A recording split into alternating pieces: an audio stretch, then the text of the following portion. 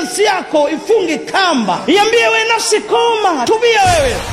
Dini yetu ya Uislamu inakataza kabisa masala ya ushirikina, na yanayofanywa katika njia za kishirikina yameitwa dhulma, kwa sababu Allah amesema inna shirka la dhulmun adhim.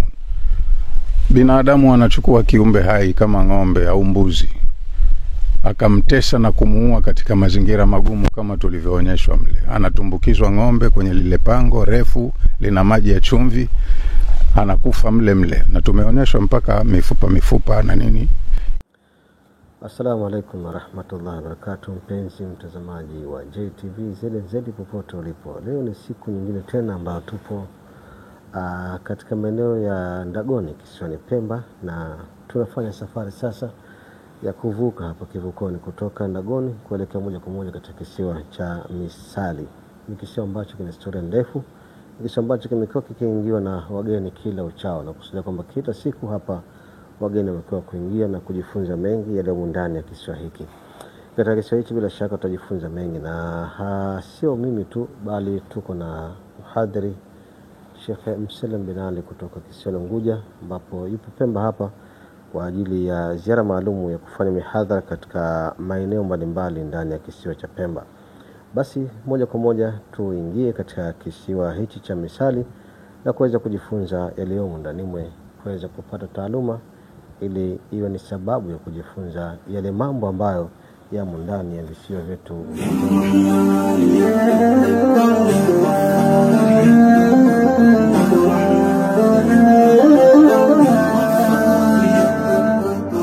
Namuomba Mola Manna anizidishie ihsani, nisije kutoka imani nikaja kuingia moto. Rabbi nilikukosea, dhambi nilijifanyia, sasa leo najutia kwa ya inshallah. Situambie karibuni tena kisiwa cha Misali. Kama unavyosikia ndio hichi leo, kwa bahati nimepata bahati ya kukiona.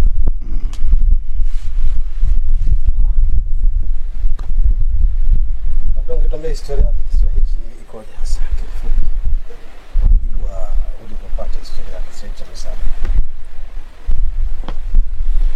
Kuna historia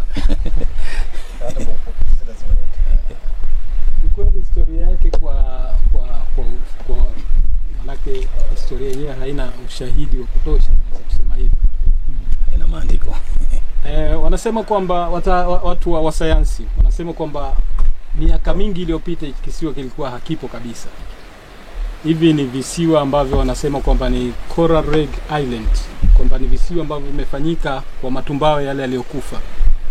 Yaani miaka mingi iliyopita kisiwa kilikuwa chini ya maji, lakini baada ya kushuka kiwango cha maji miaka 1015 iliyopita, kwa hiyo kisiwa kikazuka, kikawa kipo kama fungu fulani.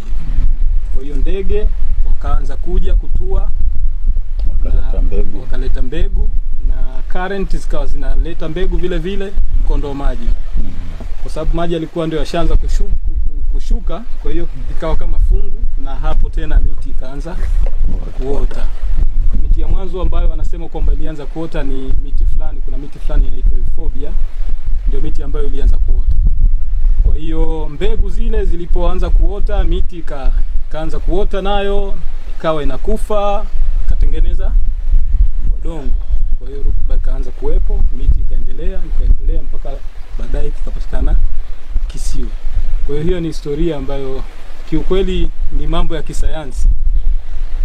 Kwa hiyo hata ukitembea katika msitu unaweza kuona kwamba kuna kama labda ukweli fulani hivi, ambapo unaweza ukatembea katika msitu ukakuta kuna skeleton za matumbawe. Baadhi ya maeneo unaweza kuona ile mifupa ya matumbawe, sababu matumbawe kwa kawaida ni wanyama. Kwa hiyo wanyama ambao wanaishi baharini kule na wanatengeneza ile skeleton kwa kutumia ile calcium ambayo inapatikana kule. Unakuta ile mifupa ya wale kama hii. Si kama hii lakini mifupa ya unaweza kuona labda hakuna coral hapo.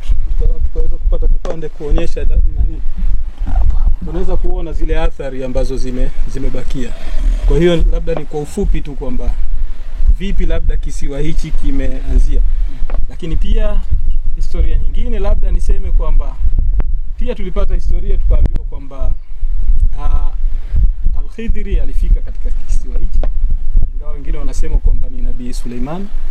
Hatuna uhakika wa moja kwa moja kwa sababu kama nilivyosema kwamba hakuna evidence yoyote ambayo inaonyesha hivyo vitu. Ni vitu ambavyo tumevisikia tu kwamba Al-Khidri alifika katika hichi kisiwa siku moja. Alipofika wakati huo ilikuwa kuna wavuvi kwa sababu hapa kisiwa hakina kijiji. Hamna kijiji katika hichi kisiwa kwamba labda watu wanaishi na kuendeleza maisha yao. Isipokuwa ni wavuvi tu wanakuja wanakaa kambi kwa muda maalum, baadaye wanaondoka wanaenda zao. Sasa hivi ndio tuko sisi Marenja ndio watu ambao tupo permanent naweza kusema. Lakini kwa wakati huo ilikuwa ni wavuvi tu ambao ndio walikuwa wanakuja wanakaa kambi kwa muda maalum, baadaye wanaondoka. Kwa hiyo Al-Khidri alipokuja akakutana na wavuvi na ilikuwa ni muda wa swala. Baada ya kufika katika kambi yao aliulizia kuhusu, baada ya kusalimia akaulizia kuhusu maji kwa ajili ya kuweka udhu. Kwa hiyo wavuvi wakampatia maji. Na kwa kweli ni kisiwa hichi kina maji baridi. Maji baridi katika kisiwa hichi hamna. Lakini wavuvi wanachukua maji kutoka Pemba kule ng'ambo. Kwa hiyo wanakuja na maji yao na vyakula na kila kitu. Sasa baada ya kuuliza kuhusu maji, akaambiwa maji, akapatiwa maji, akatia udhu. Na baada ya kushakutia udhu akaulizia mswala. Alipoulizia mswala akasema akaambiwa kwamba mswala sisi hatuna. Kwa hiyo wavuvi walikuwa hawaswali wakati. Walikuwa wanaswali lakini wanatumia vibacha tu labda niseme makuti au vitu vingine. Kwa hiyo nafikiri labda waliona aibu kumwambia yule mgeni kwamba mswala yetu. Kwa hiyo akaambia basi kama hamna mswala, hichi kisiwa chenyewe ni tohara na kimekuwa mithili ya msala kwa sababu kimepoint Maka. Hii ni kaskazini hapa tulipo. Kwa hiyo hapa kaskazini na wavuvi walikuwa katika kambi hii hapa ya karibu. Kwa hiyo akasema hichi kisiwa ni mithili ya msala. That's why ikapatikana lile jina la, nafikiria ilikuwa iwe msala lakini watu wakaita misala. Ukachukua ile mithili ya msala. Kwa hiyo ndio kisiwa kikaitwa Misali hichi. Kwa hiyo ni historia fupi. Ni mithili ya msala. Historia fupi ambayo labda naweza kuielezea. Asante, shukrani. Na inasemekana kwamba kisiwa hichi kiko juu ya majabali kwamba chini kuna ukungu kisiwa. Labda taarifa iko. Taarifa hii kitaalamu siwezi kusema kwamba labda kiko chini ya majabali.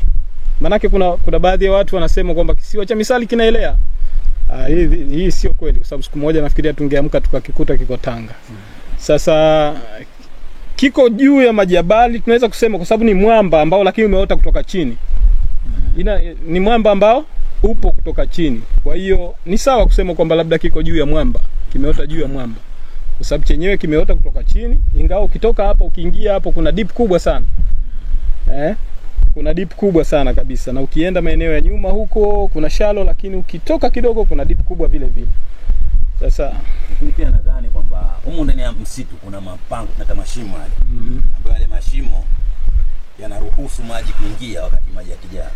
Lakini pia yanatoka wakati yakitoka. Kwa hivyo zile ni alama kuonyesha kwamba kuna channel ambazo zinatoka baharini zimekuwa connected ambazo ziko ndani ya pori kwa maji yanaingia na kutoka yanaingia na kutoka. Kwa ndio maana watu wakasema kama hichi kisiwa kiko juu ya majabali. Na kusema mmefanya juhudi yoyote ya kutafuta maji baridi kwa drill? Kitaalamu hatujafanya lakini kilocal watu walifanya wakati huo, wajaribu kuchimba kawaida wakaona unapata chumvi, lakini kufanya ile hasa drilling ya kitaalamu na nadhani kwa sababu hii ya loko tumekwenda kidogo tu tumepata chumvi. Ukidrill zaidi ukienda chini zaidi ndo kabisa unaweza kupata chumvi alafu kadrill ukapata maji baridi kwa sababu kuna water table chini, nyamba ambayo imehifadhi maji baridi. Okay. Chumvi inaweza hapa karibu mkoani pale bandarini kama mita 300 hivi. Ndio Wataliana Kojifa walipojenga ile bandari walichimba pale kisima kina maji baridi. Maji yakijaa panafunikwa na chumvi kabisa. Ndio. Lakini wamedrill na wakapata maji baridi wakasavu na watu wa baadhi ya maeneo ya pale. Sawa. Kwa hiyo humu chini kuna siri nyingi za Muumba. Inawezekana hapo na drill mkakuta kwenye currents ta maji ya chumvi. Lakini naweza mkatoboa mkakuta mwamba ulohifadhi maji yenyewe ya baridi. Lakini kuna watu wanafanya zao ndo wanajua hivi. Ndio. Kisiwa hichi kadiri kilivyo, kuna wanyama wakali labda ambao wanaweza kumshambulia mwanadamu. Wanyama waliopo hapa tumbiri, komba, panya, kuna na hawa nyoka ukuti hao mbamba. Kuna na popo wa Pemba wapo.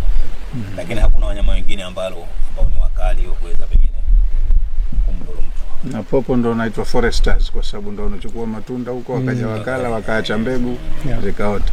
Kwa ujumla hamna wanyama wakali katika kisiwa hichi.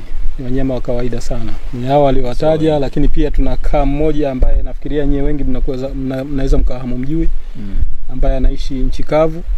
Wanasema kwamba ni biggest land crab in the world. Kwa hiyo anaitwa coconut crab. Wapo hapa wanapatikana. Kwa Kiswahili tunawaita, wengine wanaita tu, wengine wanaita turu. Sasa ni nazi, wanapenda sana nazi, au wengine wanaita mabopo. Wanapenda sana nazi, na hawa mara nyingi wanaonekana katika baadhi ya visiwa tu, sio maeneo mengi sana. Kwa mfano kama sisi hapa tunayo bahati, tunao wa kutosha, lakini ukienda maeneo ya visiwa vile pale vya Kashani wanapatikana, na maeneo ya Fundo kule wanapatikana vile vile, na baadhi ya maeneo kisiwa Panza walikuweko, lakini watu kwa sababu wanawala pia wamekuwa endangered species. Kwa hiyo kwa sisi hapa tunawahifadhi pia. Tunao wengi. Wanaonekana kwa kawaida wanawinda usiku tu hawa. Mchana mara nyingi wanajificha. Kama kwa mfano unaweza kuona kama shimo lile pale, ile ni nyumba ambayo wanaishi. Kwa hiyo katika mashimo kama yale kwenye mawe au miti iliyooza ndo wanatengeneza nyumba zao. Kwa hiyo huwa wanajificha mara nyingi wakati wa mchana kwa sababu kwanza hawapendi sana jua. Hasa wakati wa jua kali kama hivi. Kama kuna mvua unaweza kuona hata mchana anatembea, lakini wakati wa jua kali kama hivi na joto si rahisi kumuona mchana. Huo usiku basi wapo aina mbili hapa sisi. Rangi ya blue na wekundu. Wapo rangi ya blue alafu wapo na wekundu. Ukiona minazi wanapanda wenyewe kwenye mnazi kutafuta chakula. Wanasema kwamba wanapanda mnazi. Anaweza akapanda kama ingelikuwa kuna minazi hapa, labda wangeweza kupanda minazi, na wanaweza wakakata ile nazi, wakaja wakafungua, wakaifua manake na wakakata, kwa sababu wana nguvu sana. Ni wakubwa alafu wana nguvu sana. Kwa hiyo nazi ile kuivunja kwake yeye ni kitu rahisi sana. Wanataka sufuria kama utaliacha na chakula. Akija anaweza ukatafuta asubuhi kwa masaa. Anaweza kalichukua sehemu nalo kabisa. Na ukiona kashali utakamwona ambao wanatengeneza kachara. Hivyo kwa nazi tunaamini moja kwa moja. Kitu cha ambacho kinawezekana. Kule yuko kuna bango kule wameliweka watu wa misitu yuko mtaa yake pale. Kisiwa hichi labda kwa kupokea wageni wa nje, labda kwa siku wanaingia sababu ya mwezi. Wageni sababu ya mwezi ndio wanapata. Lakini hata hivyo kwa siku wanaingia, nategemea. Siku nyingine tunaweza kukaa hakuna mgeni hata mmoja. Lakini kuna baadhi ya siku tunaweza kupata wageni mpaka 20, 15, 30. Kwa mfano kama jana tulipata meli na wageni karibu 100 na. Kwa hiyo inategemea na hali ya season ilivyo. Yaani meli inakuja inaegesha hapo. Kuna meli inakuja inakuwa inakananga hapo. Alafu wanashusha boti ndogo analeta juu. Lakini kawaida kati ya mwezi tunapata kati ya wageni 100 mpaka 150. Kichanganya pamoja na mahoteli ambayo yanaleta wageni. Kwa serikali inafaidika kwa mujibu wa ujio wa wageni. Sana. Kuna kushana mapato pia hapa kwa ajili ya serikali. Wageni wanapokuja hapa wanatakiwa kulipa. Kwa mfano wale foreigners wanatakiwa kulipa $5 kwa mgeni. Na locals watu kama nyinyi labda wanatakiwa kulipa shilingi 1000 kila mtu. Na kwa wanafunzi wa ndani wanakuja free kule. Hata kama anafanya degree anafanya nini, lakini kama ni mwanafunzi wa ndani anakuja free. Lakini mwanafunzi wa nje anatakiwa alipie. Kama ni resident analipa $2. Kama ni non resident anatakiwa alipe $3. Wala hakuna discount kwa mashehe. Anazungumza kwa mujibu wa usheria lakini utaratibu ule sheria ndio huko. ndio inatakiwa itambulike ni sheria. Kwa discount ile nayo ni mambo mengine. Asante, tunashukuru kwa historia yenu ambayo tumepata. Tunajifunza kwa sababu kama ndani ya Zanzibar na katika kisiwa tunasikia katika historia. Nimeona kuku hapa. Labda kabla hatujaenda kwenye kuku, labda tukitaja pia utajiri wa hichi kisiwa pamoja na mambo hayo ambayo tumeyazungumza, lakini hapa tuna utajiri mkubwa sana wa matumbawe. Nikisema matumbawe inawezekana wengi mkawa hamfahamu, lakini kwa Kiingereza wanaita coral. Kwa hiyo haya matumbawe ndio kama yale ambayo mnaona pale. Wengi wavuvi wanaita ni mawe, lakini sio mawe, ni wanyama wale ambao wanaishi na wanakula kama wanyama wengine. Kwa hiyo sisi hapa katika kisiwa chetu tuna utajiri mkubwa sana, na kimekuwa maarufu sana hichi kisiwa kwa sababu ya matumbawe yaliyopo. Kuna aina nyingi sana za matumbawe katika eneo hili, lakini pia tuna aina nyingi sana za samaki pia. Kwa hiyo kimekifanya vitu hivyo vimekifanya hichi kisiwa kuwa kisiwa kimoja muhimu sana. Kwa mfano katika eneo hili hapa tuna matumbawe mazuri ambayo wageni ndio wanapendelea kuja na kusnoko katika eneo hilo hapo. Lakini upande wa huku pia tuna matumbawe mengi sana na mazuri ambayo wageni wanapendelea kwenda kufanya diving. Kwa hiyo ni utajiri ambao tuko nao pia. ndio vitu ambavyo sio wageni kuvua. Kuvua wageni hawaruhusiwi. Labda wawe na permit maalum. Kwa mfano labda kama wanataka kuvua wanakuwa kuna permit maalum wapewe ndio kufanya shughuli za serikali. Kuna msemo fulani ambao na huko Koreani kwamba zile meli za kigeni zinapokuja hapa wanakuwa wanafanya utafiti wa mali fulani nayo. Sasa hili tunashuhudia. Hayo ni maneno ya mitaani tu. So mara nyingi wageni wanapokuja shughuli zao ni hizo za kuzamia na kuogelea. Lakini kawaida wageni wanapokuja wakizamia wanafuata mwongozaji ambaye anakuwa ni mwongozaji wa ndani. Na sisi pia ni madaiva ambao tunafanya hizo kazi. Hatujawahi kumuona mgeni ambaye kadhamia pengine akachukua kitu kinyume na utaratibu. Mara nyingi wanachokipendelea wao ni kuangalia, kupiga picha labda. Picha kaangalia. Hayo matumbawe ndio kinatowafanya kwamba hao wenzetu wa kimagharibi wavutike zaidi kwenye eneo letu, lakini si kuchukua kwa kweli.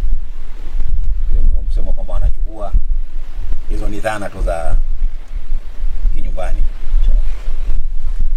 Labda kuku, swala la kuku. Okay. Swala la kuku bwana, jibu swala la kuku. Kwa swala la kuku lina kama nilivyosema poreni kuna yani hiyo mapango. Hayo mapango kweli kuna baadhi ya watu wanaamini ni kama misimu. Nadhani kwa sababu tukisema misimu tunafahamu ni nini. So kuna watu bado kwa kweli wanatumia hayo mapango kama kutabaru. Anakuja kufanya shughuli zao za kuomba shida zao. Kwa hiyo unaletwa na sadaka kama hizo. Kwa hivyo kuku wengi hawa ni kwa ajili ya sadaka. Kwa ajili ya mapango. Wanamaliza shughuli zao. Hivi ni kama wamefanikiwa lakini kuku ni miongoni mwa mihanga ambayo wanawacha. Sasa zaidi wakiwacha wanaacha majogoo hasa ya meupe, lakini na sisi tukaona kama majogoo meupe anapata shida. Tukatafutia wake lakini kuku hasa asili yake kuletwa hapa ni kwa ajili hizo. Kwa hiyo wenyewe wanaweza kujitegemea tu maisha yao, wakatafuta chakula, wanajitegemea. Hamna ruhusa kukamata. Sisi hatukamati, lakini haturuhusu mtu kukamata. Kila akikamata mwenyewe hatumkatazi. Na tunaona hapa wamekuja tu au wapotokea. Subiri bwana, hilo swala tunapata nyingi lakini kulijibu linakuwa gumu. Maana sisi tumewakuta. Lakini katika kama nilivyosema katika wanyama ambao wapo hapa ni miongoni mwa tumbili. Tumbili wapo na ni wengi wanazidi 100. Lakini kwa kweli vipi walikuja? Sisi tunashindwa kulijibu hilo. Maana si tumbili tu, pia kuna na komba. Pia tutaulizwa komba nao walikujaje. Nyoka. Kuna nyoka, tutaulizwa pia nyoka nao walikujaje. So panya sio issue kufika hapa, lakini hao wengine. Panya tunaweza kuleta hata sisi kwenye mifugo yetu, lakini kama hao wengine lakini tuliwakuta kwa kweli. Tunasema kama ni kadara ya Allah. Au labda pengine tunaweza kusema pengine labda hapo miaka ya nyuma kisiwa kilikuwa kimeungana na Pemba huko. Miaka mingi iliyopita. Kwa kweli hatuna uhakika. Labda msemo mmoja ambao mara pili usharejea, wamesema kwamba Pemba. Kwa hiyo tukisema kwamba asili ya kisiwa tutasema kitu eneo gani? Iko Pemba. Kisiwa kiko Pemba. Kiko Pemba, kimejitenga tu na Pemba na kisiwa Pemba mainland. Kimejitenga. Lakini watu wanaokwenda ndani sana wanasema Pemba ni sehemu ya bara. Kwa hivyo sasa pia na misali nayo ilikuwa sehemu ya bara. Sehemu ya bara. Ikameguka tu ikachepuka kidogo. Kwa hivyo kwa sababu hakiko Pemba, kimejitenga hichi, kinajitegemea. Lakini almost kwamba misali iko Pemba. Kwenye sheria inakubalika kwa sababu hata watu wa baadhi ya visiwa wanasema sisi si wa Pemba kama wako jana. Walipokerwa na Maalim Seif wasema si hatu Pemba hapa, tuachie. Na watu wauzi kisiwani Unguja kule. Wanasema wasi wa Zanzibar, nchi nyingine. Sasa. Sina ziada.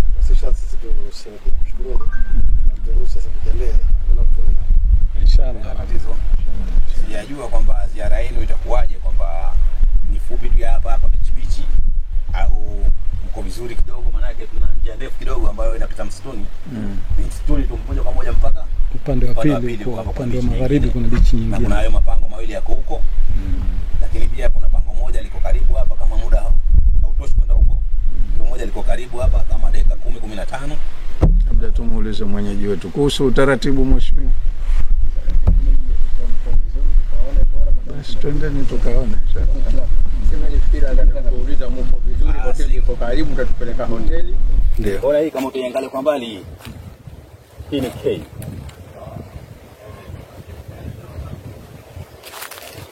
Ndio. Ona K Hii ni I. Tunaiona? Hii ni N. Hii ni G. Hii ni E. Ndio. Hii ni F. Hii I. Hii S. H. E. R kama utajiona hiyo. Ndio. Hilo jina linasomeka Kingfisher. Kingfisher. Mwenye alikuja akazonga mpaka akaona kama hili jina limeandikwa hivyo. Kwa hivyo mimi tuwezi kuliona, lakini sawa. Kingfisher. Sasa hiyo akituambia siji karne ya 18 wakati wa kusafirisha watumwa. Huyo mzungu huyo maana alisoma kwenye kitabu. Sawa. Wakati huo asema kuna boti moja ilipita ya Kiingereza. Ina jina Kingfisher, ikajeka nanga hapo, kwa hivyo akaandika jina hili hapa Kingfisher. Kwa hiyo baadaye boti ikaondoka hapa ikaenda kuna kisiwa kimoja pale inaitwa wanaita Kokota Funzi. Kuna mwenzao mmoja alikufa wakamzika pale Funzi. Kwa hiyo kuna makaburi. Kwa hiyo kuna mzungu alisoma kwenye kitabu cha babu yake, sijui babu yake akasoma akaja akakuta kwamba kuna sehemu alipita. Kwa hiyo akaja kutafuta hizo maeneo ndio akaja kukuta kama misali kweli alikuta mbuyu. Imeandikwa Kingfisher na akaenda pale kwa Funzi. Akauliza wazee pale akaambiwa bwana makaburi hapo. Akaenda akagundua ile kaburi ile huyo mzee alozikwa. Kwa hiyo inaonekana kama ni karne nyingi. Sijajua ni karne ya miaka gani, lakini kwa hiyo inaonekana kwamba wenzetu walikuwa na tabia kwamba wakikita pahali wanaandika katika miti. Hili kwa mtu kweli, lakini hii ni Kingfisher. Kwa hiyo mwanangu alipokuja kuliona hapa na kule kwenye kitabu chake ajua kama lipo, akasema kweli ni historia ambayo nimesoma nimeipata. Kwa hivyo mbuyu huu bwana nikanielekea akatwambia kama huu mbuyu kwa vipimo alivyopewa alivyosoma hivyo haukui tena kwenda juu sasa hivi. Ndio mwisho wake hapo unatanuka tu sasa. Inaonekana aliupima, maana alikuwa anapima kwa tepu. Kwa hiyo akasema bwana ukitaka juu hawendi, lakini upate tanuka zaidi. Hiyo ni karne nyingi kweli. Na mbuyu huu ndio uliojenga jina la hii beach wanaita Mbuyuni Beach kwa sababu mbuyu huo.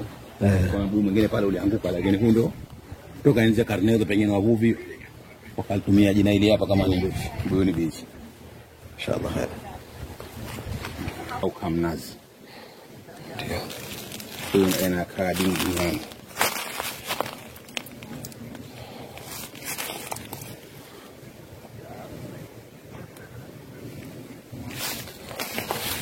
Kwa hiyo tokea nyinyi mlivyoanza kufika kwa labda kwa umri wako ulipofika mmemkuta yupo. Mmemkuta. Si tumemkuta wapo wengi. Kuna wanafunzi wengi kutoka Marekani. Wanakuja hapa kufanya research ya huyu tu. Kuna wengine wanakuja kufanya research ya huyu. Kuna mtaalamu mmoja ni Mwingereza vile vile anaitwa Tim. Ni professor. Na fani yake ni hii. Anakuwa anakuja na siku 2 siku 3 kwa hesabu wa watu ambao wako hapa. Kila mwaka anakuja. Sasa idadi yake anapata wakati mchana haonekani. Usiku anakaa usiku. Anafanya kazi usiku kuanzia saa 1 mpaka saa 4 au saa 5 usiku. Akimaliza hapo analala, anakuwa anawatia alama. Kwa anahesabu kwa kuweka alama.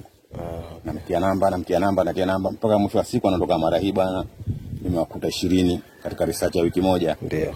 Katika 20 10 walikuwa madume, 10 walikuwa majike. Wangapi walikuwa wadogo. Maana anawapima mpaka uzito. Pima scale zake zile, anapima hata hizi nani zake zile, miguu yake. Miguu anapima. Kwa hivyo yeye mwisho wa siku anapata ripoti yake, anatuma ripoti yake kwa ofisi kwetu. Kana wajua. Tutamsosi naye. Alafu anakula yule.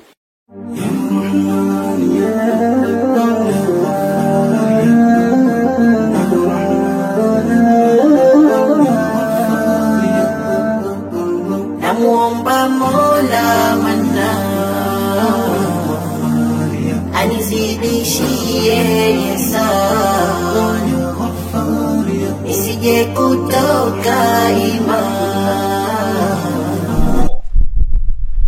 Kombo alikufa kwa bahati mbaya, akabakisha jicho sisi tumelichukua ili kuliweka hapa kama ni skeleton yake ambao watu wanakuja angalia kwa tunaliweka hapa. Lakini hii mifupa hii, hizi ni mbavu za nyangumi. Kuna mnyama baharini wakati anaitwa nyangumi, kwa kwamba na maana mwingine wanakuta chongoe, lakini jina la chongoe ilikuja kijuu tu, lakini haswa huyu ni nyangumi ambapo hii ni mbavu zake. Hii ni ile pezi la mkia, kwa pezi la mkia ile kama tunaona hapa ni kile ambacho kinaziba hapa kwenye mgongo wa nonga hapa.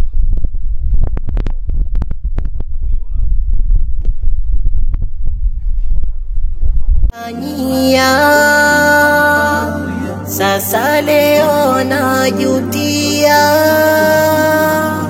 kwa yalonipitikia, natubia toka moyoni, nisamehe Mannan niloyatenda mwanzoni. Namuomba Mola Mannan anizidishie ihsani, nisije kutoka imani, nikaja kuingia moto. Nishike mkono kwa rehema zako, unipe muono. Kwa upepo tu.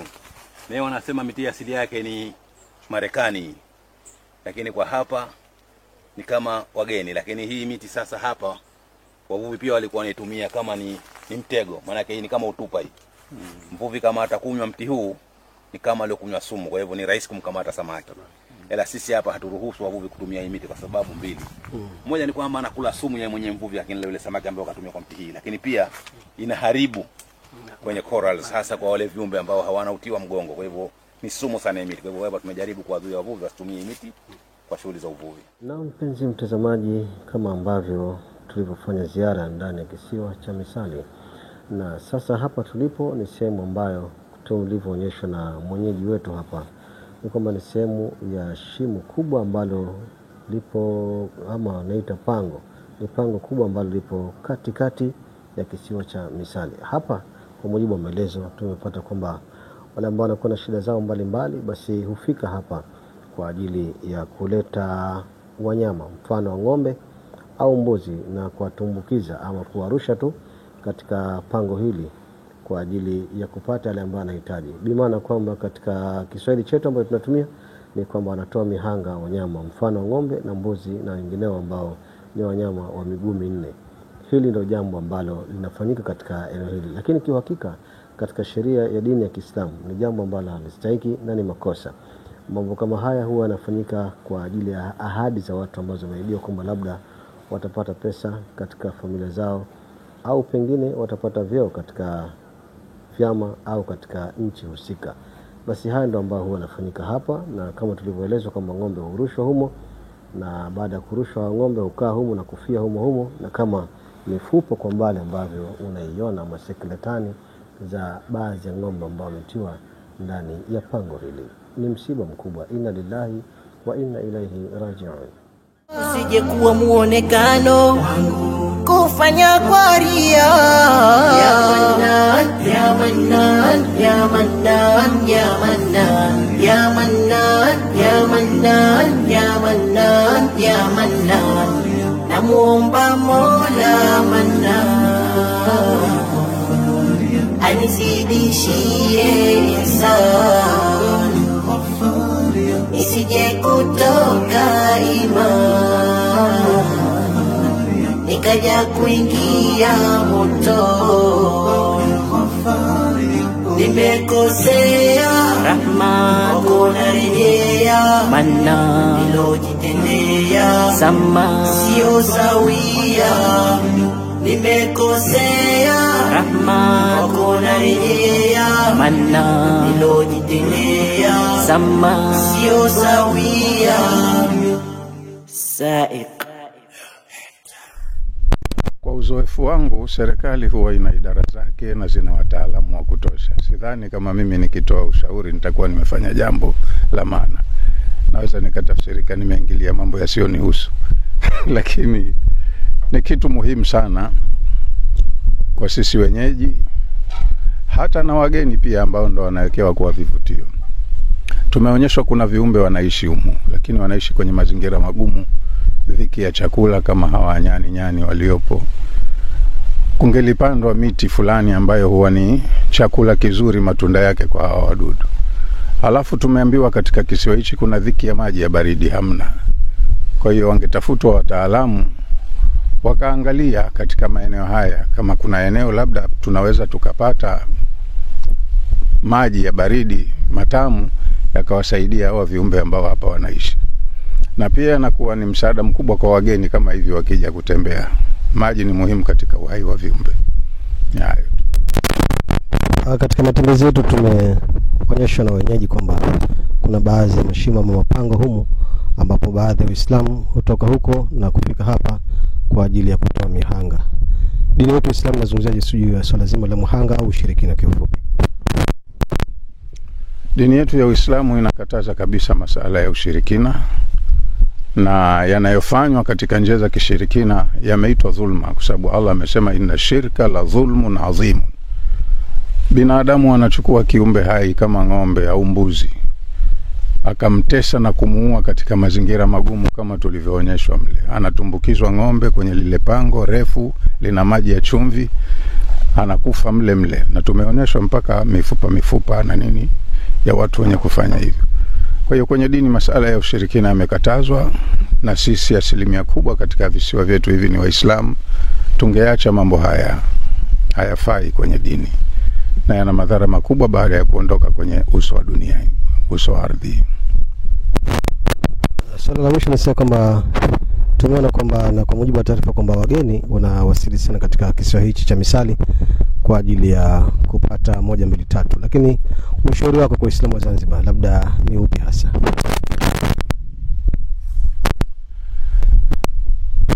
Ushauri ni kitu cha bure, lakini Waislamu tunapaswa kubadilika.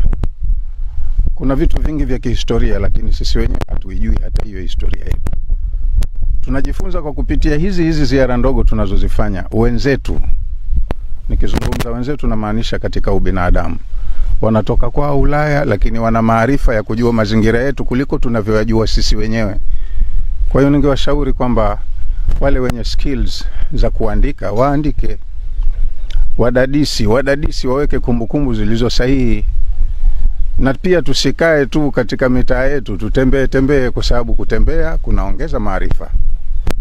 Huo ndio ushauri wangu inshallah.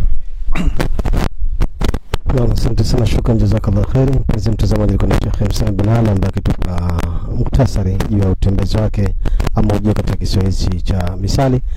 Amesema muda mrefu kabisa haja kufika hapa, kila amefika na ametoa shukrani kwa wale wenyeji wetu. Hatuna cha ziada bali tukutakia utazamaji mwema na kila la kheri.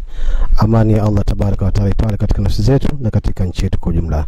Assalamu alaikum wa rahmatullahi wa barakatuh. Ya Mannan, ya Mannan, ya Mannan.